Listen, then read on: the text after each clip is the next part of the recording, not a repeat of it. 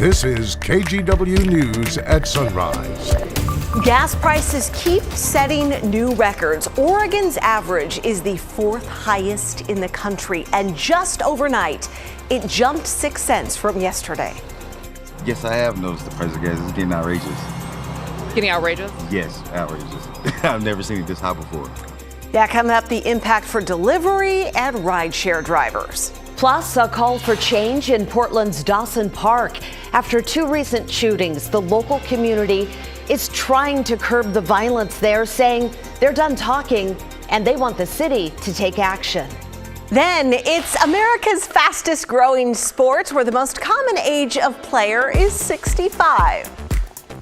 And you hear over and over and over again, people say that they're addicted to pickleball.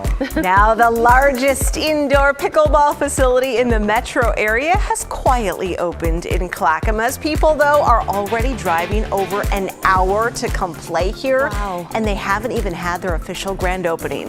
What makes this spot so much different, though? I'm sorry, did you say the average age of the athlete is 65? Yes. Rod, you Anyone and I can would play. be youngsters. We can do this. Well, I have played, and I may have been a youngster, but I got schooled by whoever it was on the other side of the court. Well, you can school us in the forecast. That you have down. All right, here we go. We have the cold morning that we made a big deal about yesterday that was coming, right? 26 in Gresham, 27 in Hillsborough. So generally, it's either 32 or colder in your neighborhood, 28 in Salem, 27 out in Estacada. We have light winds, we have clear skies. It will go on to be a beautiful day today after the cold, frosty start. So to the bus stop, obviously a big coat, 28 degrees outdoors to start the day. Mid-40s will feel pretty nice with no wind really to speak of at noon. And when the kids get out of school, at the warmest, it could be up to about 54 degrees. Back to you. Thank you, Rod.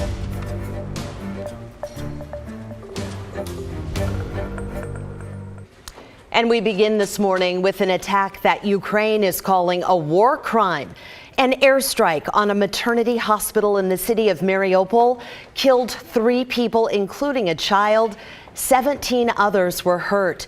These attacks from both the air and on the ground continue to batter cities and villages in Ukraine. Yeah, the stepped-up violence putting even more pressure on families trying to escape the war zone. Jay Gray has been following the situation and the humanitarian crisis along the Poland-Ukraine border. Bombed and burned out homes. A maternity and children's hospital left in ruins after an airstrike. It's becoming increasingly clear there's no line between soldier and civilian in the Kremlin's war plan.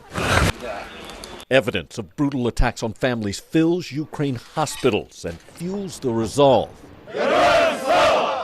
of volunteers like this father and son now training to fight. Every parent must be defend the children, but we are now together because it's our choice, it's our way. It's not possible to have another way because it's our motherland. We must be defend our motherland first of all.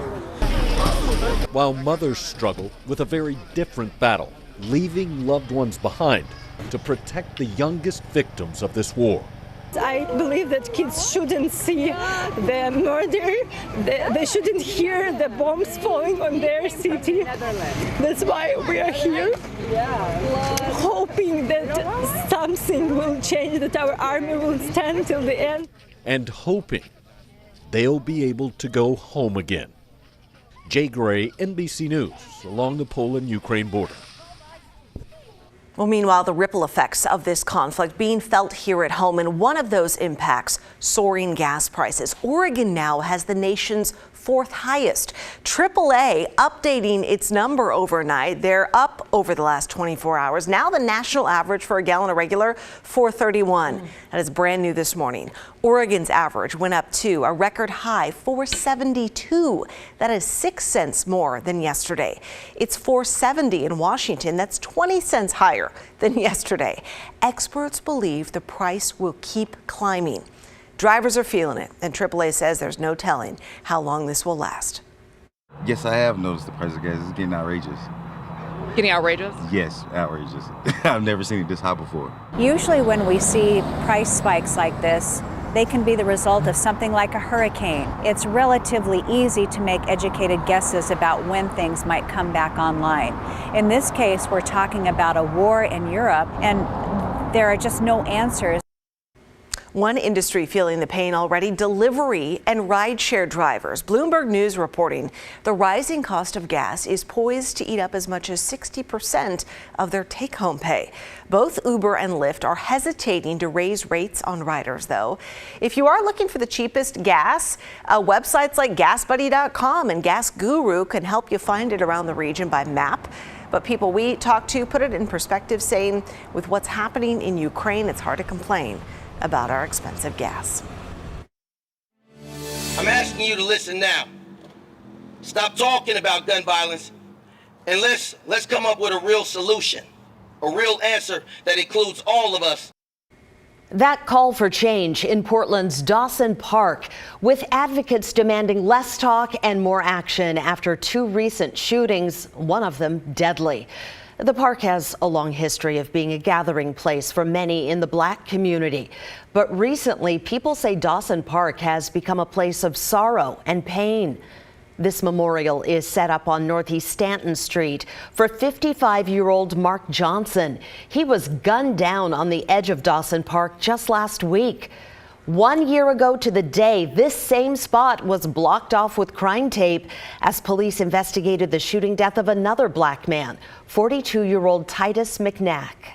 This is about you caring enough about Black lives that you're willing to put your money where your mouth is and invest in the people that know how to do the work instead of just talking about it.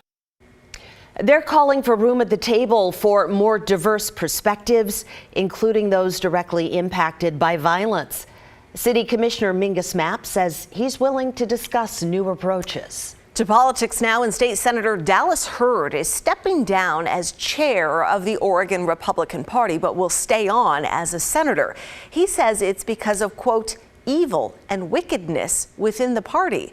Hurd wrote a letter resigning as of tomorrow, and in it he says, quote, communist psychological warfare tactics are being used daily in the Republican Party, and that his physical and spiritual health can no longer survive it. He points to what he calls slander, gossip, conspiracies, sabotage, lies, and hatred. However, he says he will hang on to his seat in the legislature. So for context, Hurd is a far-right Republican. He encouraged those who broke into the Oregon Capitol in 2020 and the U.S. Capitol a month later. He became chair of the state GOP last year after the former chair quit. Take a look at this ransacked art gallery. The space near Southwest 10th and Oak here in downtown Portland was set to showcase the work of several different artists, but last week, 3 people were spotted sleeping in the building, and the next day, organizers found this mess. Lights were smashed, walls spray painted, and most of the artwork was damaged. I'm really devastated and saddened by it. It's, as an artist over 20 years, I've never, ever had this experience in any other gallery space, nationally or internationally, and none of my artist friends have ever had anything like this happen before. So all of this is happening to an exhibit titled Take Care, with works of art centered around protection and reciprocity. Police say they did arrest someone who was sleeping in the gallery, but the damage was already done. There's now a GoFundMe to help the exhibit organizers recoup some of their losses. Well, more bad news from downtown. After 90 years in business, a Portland jewelry store says it just cannot survive downtown any longer. The owner of Margulis Jewelers says it will be closing in the next few months. The store right next to Pioneer Courthouse Square tried to do a sale to bring people in, but the owner says foot traffic has never bounced back. He blames city and county leaders for not doing more to protect businesses and get office buildings back to life. The perception of the people is that there's just a broken downtown and people don't want to come downtown. The employees aren't coming to their buildings, the shoppers aren't coming down, and our city has done too little, too late to help downtown and the independent merchants. In his letter to customers, David Margolis named the factors that have taken a toll: the pandemic, the homeless crisis, vandalism, and a, quote, general sense of nighttime lawlessness. Well, we've talked a lot about the problems in the city of Portland, but this next story is really about one neighborhood coming together to create something positive. Here on Sunrise, we always love to highlight community-driven change. Although, Nina, in this case, they're a little bit worried that the city won't let their work stand. Yeah, our story team has been riding along since some skateboard ramps and rails popped up in the Lentz neighborhood. Pat Doris has an update. It's a project that started when the pandemic shut down everything. Some of the neighbors who were out of work decided they'd get together and build a skate park. It's just off the Springwater Trail at Southeast 100th and Duke. While it appears sturdy and well built, it's not officially sanctioned by the city.